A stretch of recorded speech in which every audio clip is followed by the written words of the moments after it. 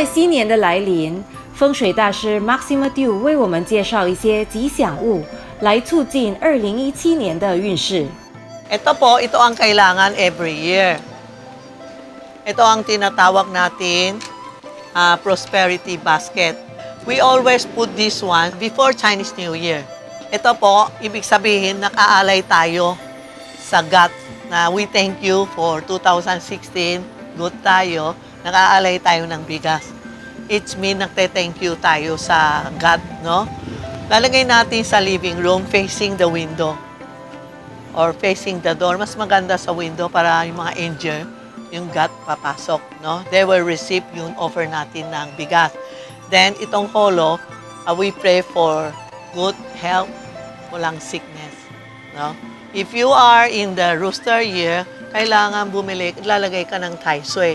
Ang tai sui, ito ang saint ng for this year. Siya nagtutulong sa lahat na rooster and rabbit na hindi maganda, pinapalagay namin ng tai sui.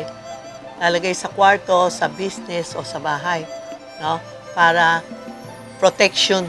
This is a saint of rooster, tai sui frog, no? Then we have tai sui kitchen also para lalagay niya sa back niya for protection sa mga rooster and rabbit, no? Yung mga hindi magandang sign. Ito po, ito ang maganda. Ito lalagay niya sa katawan niya. Call it gold coins.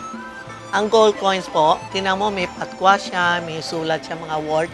Ibig sabihin for protection. Hold up, kidnap, robbery, no? Yung mga nag-away sa kanya o kukulamin siya, yung mga death threat, yan pwede din po.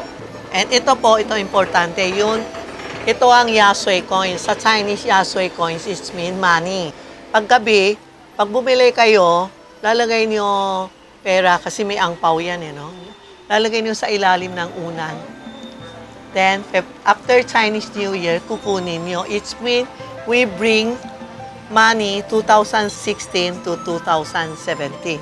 Ito, didikit natin para hindi nakawan tayo. Importante, rooster, ingat lang sa alahas nila, mga pera, na nakawin kayo. Kasi this is rooster, parang not good, parang burglary, ibig sabihin, prevent magnanakaw pumasok, no? Robbery, ganun po, ha?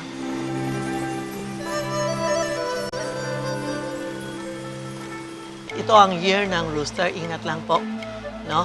But think positive. Then, maybe susunod sila ng more on the red damit, red brief, red panty po.